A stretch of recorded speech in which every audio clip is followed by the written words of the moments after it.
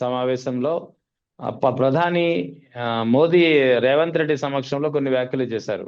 అంటే తెలంగాణ అభివృద్ధికి సహకరించాలి, రాష్ట్రానికి సంబంధించి రావాల్సినటువంటి వాటాలు సక్రమంగా అందించాలి, తర్వాత ఈ అనుమతుల విషయంలో కొంచెం మొండి వైఖరి కాకుండా సానుకూల వైఖరి ఉండాలని చెప్పి రేవంత్ రెడ్డి రిక్వెస్ట్ చేసినప్పుడు మోదీ మాట్లాడుతూ మీరు చేరుకోవాల్సినటువంటి మీరు అనుకునే గోల్కి మీరు చేరుకోలేరు, అందుకే నేను రిక్వెస్ట్ చేస్తున్నాను, మీరు మాతో జత కట్టండి, మీరు మాతో జత కడితే మీరు చేరుకోవాల్సిన చోటికి చేరతారు.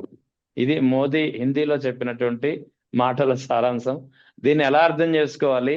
ఇది రాజకీయ పరమైనటువంటి ఆహ్వానమా లేదా యథాలాపంగా ఆయన చేసింది అని అయితే నేనైతే అనుకోవడం లేదు. ఎందుకంటే గతంలో కూడా మోదీ వివిధ కార్యక్రమాల కోసం హైదరాబాద్ వచ్చారు, కానీ ఈ రకమైనటువంటి వాతావరణం ఎక్కడ కనిపించలేదు. మోదీ చెప్పడము, దానికి రేవంత్ రెడ్డి కూడా ముసిముసి నవ్వుకోవడము, ఆ ఇద్దరి యాటిట్యూడ్ కానీ హావభావాలు కానీ కాస్త ఇద్దరి మధ్య ఏదో నడుస్తుంది అన్నట్టుగానే సంకేతాలు వినిపిస్తున్నట్టు కనిపిస్తుంది. రెహమాన్ గారు బేసిక్ గా రాష్ట్రాల్లో వైరి పక్షాలు ఉన్నప్పుడు అసలు మీటింగ్లు పోరు, గోలగోలగా ఉంటుంది, అసలు పోరు. అవును. అలాంటిది ఇద్దరు కలిసి ఒక చోట కొనడం, మాట్లాడుకోవడం, మనసు అనేది మంచిది, రాష్ట్రానికి మంచిది, దేశానికి మంచిది. అట్లాంటి వాతావరణం ఉండాలి, ఎంతవరకు అభినందించాలి ఇద్దరిని. కాకపోతే రాజకీయాలు రేవంత్ రెడ్డి మాట్లాడద్దన్నాడు, నేను కూడా మాట్లాడను అనేసి మొత్తం రాజకీయం మాట్లాడాడు. అవును, అదే కదా, అది తమాషా. రేవంత్ రెడ్డి కూడా రాజకీయాలు వద్దంటే రాజకీయాలు మాట్లాడాడు. అదేంటంటే గుజరాత్ తో పోల్చుకొని తక్కువ నిధులు వస్తున్నాయని ఒక సిగ్నల్ వాళ్ళు ఇచ్చారు. ఇక్కడ ఇద్దరికి ఒక పంచాయతీ ఉంది, బీజేపీ వాళ్ళకి రేవంత్ రెడ్డికి. బీఆర్ఎస్ పంచాయతీ ఉంది. తెలుగుదేశం కాంగ్రెస్ ఏమంటుంది, బీఆర్ఎస్ బీజేపీ ఒకటైపోయింది అంటుంది. బీజేపీ ఏమంటుంది, కాంగ్రెస్ రేవంత్ రెడ్డి ఒకటైపోయింది. బీఆర్ఎస్ ఏమంటుంది, మీరిద్దరు ఒకటైపోయారు అంటున్నారు. ముఖ్యమంత్రి ప్రధానమంత్రి అని కూర్చొని ఇట్లాంటి విమర్శలు రాకపోతే బీఆర్ఎస్ చూసా కలిపేశారని అంటారు. కాబట్టి రేవంత్ రెడ్డి గారు వ్యూహాత్మకంగా గుజరాత్ ని ప్రస్తావించాడు. దానికి నరేంద్ర మోడీ గారు కూడా చాలా ధీటుగా గుజరాత్ తో పోల్చుకుంటే ఇంకా మీకు బెటర్ గా ఇచ్చామని చెప్పాడు. అంటూ మీరు ఎక్కడ చేరుకోవాలో ఆడ చేరుకోలేరంటే మీ అభివృద్ధిలో మాతో ఉంటే బాగుంటుందన్న అర్థం వచ్చేది చెప్పాడు. కానీ అది ఉండదు రాజకీయాలు ఎప్పుడు కూడా.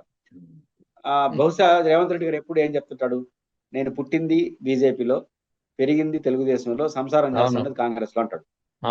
ఈ మూడు అంటే ఆయన ఆ రోజు ముఖ్యమంత్రికి ఎన్నికైనప్పుడు ఇది బాగుంటుంది వినడానికి, అది రాను పోతే దేనికి వరగాకుండా పోతారు. ఎందుకంటే పుట్టినోడు పెంచినోడు ఎవరు నమ్మరు. కాబట్టి రేవంత్ రెడ్డి గారు నిన్న సభలో ప్రధానమంత్రి గారు చేసిన ప్రకటన ద్వారా ఏదో సంథింగ్ వీళ్ళతో సన్నిహితంగా ఉన్నాడనే మెసేజ్ అయితే తెలిపింది. వారి ఉద్దేశం ఏదైనా కావచ్చు, రేవంత్ రెడ్డి గారి ఉద్దేశం ఏదైనా కావచ్చు, మోడీ గారి ఉద్దేశం ఏదైనా కావచ్చు, కానీ రేవంత్ రెడ్డి గారు బీజేపీతో కొంత టచ్ లో అన్నాం కానీ వాళ్ళతో బాగున్నాడు. ఈ నాయకత్వంతో ఎప్పటి నుంచి విమర్శలు ఉన్నాయి కదా, ఉన్నాయని అప్పుడప్పుడు కొంచెం దీన్ని తట్టుకోవడం కోసం మోడీని తిడతా ఉంటాడు. నిన్న సభలో తిట్టడానికి అవకాశం లేదు ప్రధానమంత్రి కాబట్టి ప్రోటోకాల్ రీత్యా. ఏదైనప్పటికి కూడా రేవంత్ రెడ్డికి నిన్న సభ పొలిటికల్ గా కొంత ఇబ్బందికరం మైనస్ ఎగ్జాక్ట్లీ ముఖ్యమంత్రిగా. ఎందుకంటే నువ్వు చేరుకోవాల్సిన చోట చేరుకోలేవు అనడం ద్వారా ఎక్కడ చేరుకోవాలి? ఒకవేళ టెక్నికల్ గా మాట్లాడదాం, మాతో మా కేంద్రంతో బాగుంటే, గొడవ పెట్టుకోకుండా బాగుంటే ఇంకొన్ని వస్తాయన్నాడు. ముందేమన్నారు, గుజరాత్ కన్నా మీకే బాగా ఇస్తున్నాం అంటాడు. బాగా ఇచ్చేసిన తర్వాత ఇంకా చేరుకోవాల్సిన చోట చేరుకునేది ఏముంది? అదే కదా, అందుకే డౌట్ వచ్చింది. లాగంటే మాతో బాగుంటే డబుల్ ఇంజిన్ సర్కార్ లాగా ఉంటుంది. అందుకే రాజకీయ పరమైనటువంటి కారణాలుగానే చూడాల్సి వస్తుంది. చూడాలి, ఎందుకంటే బాగిస్తున్నామని చెప్పారు, కొంత లోపాలు ఉన్నాయి, మీరు బాగుంటే ఇంకా బాగిస్తామని ఉంటే ఒక రకంగా ఉంటుంది. మేము గుజరాత్ కన్నా బాగిచ్చాం, గుజరాత్ నమూనా అని కానీ చూస్తే ఇంకా మీకు తగ్గాలి అంటే మీకు ఇవ్వాల్సిన ఎక్కువ ఇచ్చినామని చెప్పినాడు. ఎక్కువ ఇచ్చిన తర్వాత ఇంకా చేరుకునేదే ఉంది. చేరుకోవాల్సింది ఏంటంటే పుట్టిన కాడ చేరుకోవాలన్నా. ఆయన పుట్టిల్లు బీజేపీ అంటాడు కదా, పుట్టింది బీజేపీ, ఆర్ఎస్ఎస్, ఏబీపీలో పనిచేశాను అంటాడు. ఇక్కడ తమాషా ఏంటి, రెహమాన్ గారు నేను ఎస్ఎఫ్ఐ లో పనిచేశాను, ఈ దేశంలో ఉన్న వాళ్ళు విద్యార్థులు ఎస్ఎఫ్ఐ, ఏఎస్ఎఫ్, ఏబీపీలో పనిచేయడం అనేది సాధారణ విషయం. వీళ్ళెవరు తర్వాత కొనసాగరా రాజకీయాలు. దీంట్లో 10% కూడా వాళ్ళ మాతృకలో పోరు, 90% ఎవరి పని వాళ్ళు చేసుకుంటారు. అంటే ఏబీపీలో ఉన్నంత మాత్రం బీజేపీ ఉన్నట్టు కాదు కదా. ఒక సిగ్నల్ ఇచ్చాడు ఆయన, నేను బీజేపీ కూడా బాగున్నానని. ఆ రోజు బాగునింది, కానీ ఇంక రాని సమస్య అవుతుంది. కాబట్టి ఇట్లాంటి ప్రకటించిన నేపథ్యంలో ప్రధానమంత్రి ఇప్పుడు రేపు బీఆర్ఎస్ అడుగుతుంది కదా, మేము ఎప్పటి నుంచి చెప్తున్నాం ఇప్పుడు బయటపడ్డారా అంటుంది. అదే ఇప్పుడు బీఆర్ఎస్ పార్టీకి కూడా ఒక ఆయుధం దొరికినట్టు ఉంటుంది. ఇప్పుడు ఆయుధం దొరికినట్టు ఉంది. చేరుకోవాల్సిన చోటు ఎక్కడికే చెప్పే అంటారు. అవును. ఆయన అన్నాడు, నువ్వు నవ్వినావు, ఆయననే చెప్పాలి, మీరైనా చెప్పాలి, యాడికి చేరుకోవాలి, బీజేపీలో చేరుకోవాలనా ఉమ్. అనేది అర్థం కాని ప్రశ్నగా ఉంటుంది. ఏదైనప్పటికీ కూడా తెలంగాణలో రేవంత్ రెడ్డి గారు అందరితో బాగుందాం, అందరూ ఓట్లు లాక్కుందాం అని ఈ యావలో పడిపోయి అందరిది బాగొట్టుకుంటాడా, ఇట్లుంటాయి ఒక్కోసారి. మనకి గౌరవం తీసుకోకుండా ఏరే దాని మీద లొడబెట్టామనుకో మొత్తం సమస్య వస్తుంది. కాబట్టి రేవంత్ రెడ్డి గారి ఈ సభ ద్వారా బీఆర్ఎస్ కు ఒక ఆయుధం వచ్చింది. కొత్త చర్చకు చేరుకోవడం ఎక్కడికి, అల్టిమేట్ గా బీజేపీలోక, లేకపోతే ఇంకేమైనా ఆయన చేరుకోవడానికి అర్థం కాదు. బీజేపీలోకి వెళ్ళడు, బట్ తెలంగాణలో కొంత చర్చనీయాంశం అయ్యి కాంగ్రెస్ శ్రేణులకు ఒక అనుమానం, ఈయన ఏదో టచ్ లో ఉన్నాడు అనే దానికి మాత్రం ఇది కారణమైంది. అదే ఇప్పటికే కాంగ్రెస్ లో ఆయనకి వ్యతిరేకంగా అసమ్మతి నేతలు అప్పుడప్పుడు బాహటంగా వాదన వినిపిస్తూనే ఉన్నారు, వాయిస్ వినిపిస్తున్నారు.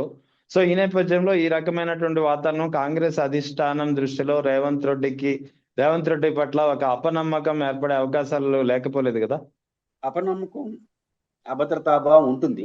కాకపోతే రేవంత్ రెడ్డికి మైనస్ లో ప్లస్ ఏంటంటే సాధారణ మెజార్టీ ఉంది, కాంగ్రెస్ ప్రయోగాలు చేయలేదు. అవును, అదే కదా. 10 మంది లాగారంటే మొత్తం పడిపోతుంది. ఇది ఒక ఇబ్బంది ఉంది కాంగ్రెస్ పార్టీకి. రేవంత్ రెడ్డికి ఇది ఒక అసట్టు. మామూలుగా సాధారణ మెజారిటీ ఉన్నది ఇబ్బందే. ఇప్పుడు రేవంత్ రెడ్డికి దాంట్లో వచ్చి సానుకూలత ఏంటంటే సాహసం చేసి ఇంకోని పెడదాం అంటే 10 మంది వచ్చి ఇంకో ప్రభుత్వం ఏర్పడిపోతుంది. అవును. ఇట్లాంటి ప్రమాదం ఉంది. కాబట్టి రేవంత్ రెడ్డికి ఇది ఒక చిన్న అడ్వాంటేజ్ ఉంది. కానీ కాంగ్రెస్ లో చిన్న అనుమానాన్ని ఎప్పటి నుంచో ఉంది, దాని ఇప్పుడు బీజం పెద్దదయ్యే అవకాశం ఉంటుంది. అయితే కనిపిస్తుంది, అంటే బీజం అనుమానం ఏదో ఉంది, ఈయనేదో ఢిల్లీ వాళ్ళతో బాగా మాట్లాడుకుంటున్నాడు, ఇంత కుసి ప్రశ్నలు లేనిది అనే చర్చ అయితే కాంగ్రెస్ అధిష్టాన వర్గంలోకి కొంత నెగిటివ్ వెళ్ళడానికి అవకాశం ఉంటుంది. అన్నిటికన్నా మించి రేవంత్ రెడ్డిని కాంగ్రెస్ లో వ్యతిరేకించడానికి ఇది ఒక బలమైన ఆయుధం. అంటే ఇక్కడ నువ్వు ఎందుకంటే ఇట్లా చేస్తున్నావు, వ్యతిరేకిస్తున్నావు.